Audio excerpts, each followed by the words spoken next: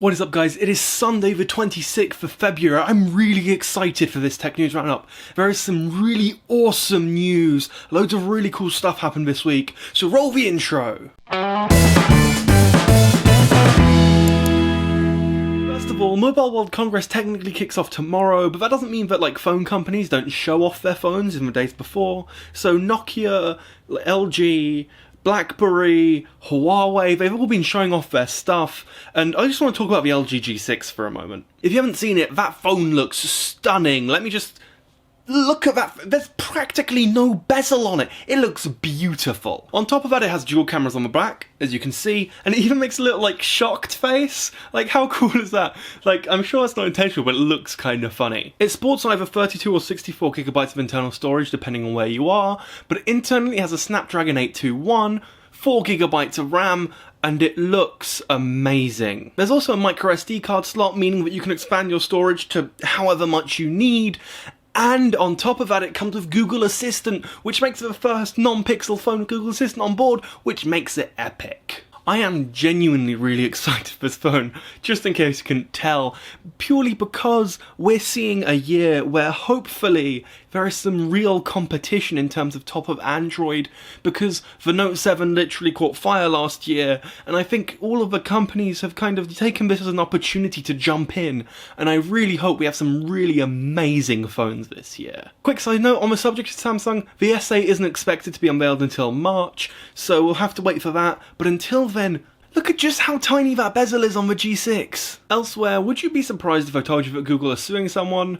Good, you shouldn't be, it's a very frequent occurrence. Technically this isn't Google, granted, it's actually Google's parent company Alphabet, but it's not that, it's actually Google's parent company's child, it's Waymo, their self-driving car division. Waymo are suing Uber because of lasers. Specifically, it's about the way they use lasers to achieve the self-driving, but imagine that, right? Imagine going into court and being like, and here we have Waymo suing Uber because of lasers. According to Waymo, former Google employee Anthony Lewandowski, not to be confused with Robert Lewandowski the footballer, downloaded roughly 14,000 technical files off of Google's servers. He then used these technical documents to make his own autonomous car company called Otto, and then, conspicuous, who would have guessed, a few months later, they were bought by Uber. With everyone, apart from Tesla, using LiDAR to figure out how they're going to, map the world for self-driving cars, it's going to be an interesting,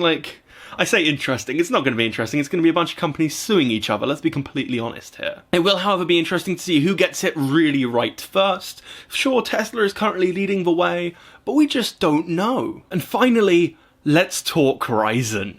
AMD announced their new line of Ryzen 7 processors, and they look amazing. Not only are they great from a technical standpoint, from a pricing standpoint, they are just ridiculous. In fact, the Ryzen 1800X performs pretty similar to the Intel 6950X, and they cost literally half. The 6950X costs just over $1,000 US, whereas the Ryzen 1800X costs just $500 US. That is ridiculous. There are three very different processors, so let's talk details real quick.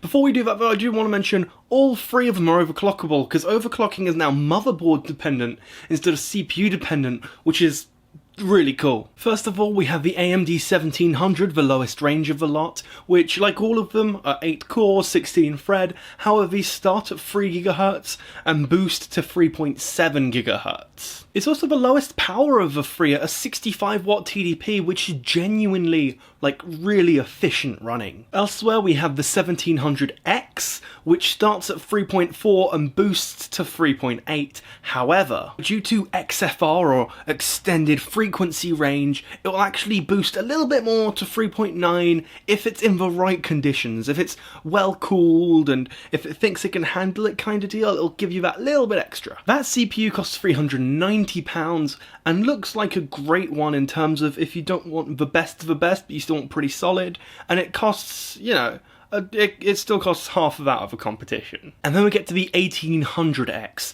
This CPU costs roughly £500, and it's just amazing. It starts at 3.6 GHz and boosts to 4 GHz. Again, with XFR, that can go 0.1 higher to 4.1, but you can also overclock it, and at AMD's launch event, there are a bunch of overclockers there, and you won't believe what happened next. Using liquid nitrogen, they managed to get all 8 cores running at roughly 5.2 GHz and then broke the record for Cinebench. And just remember, this is on a CPU that costs roughly £500, half that of the 6950X. In fact, this paired with an RX 480 would make a really great bang for buck build, which I might do. Do you want to see it? Comment below, that might be worth building. The greatest part of this though is just the support that comes with it. There are like 40 different motherboards that you can buy right off the bat, and there are a bunch of pre-built already available. You can pre-order them right now and you'll get them March 2nd, so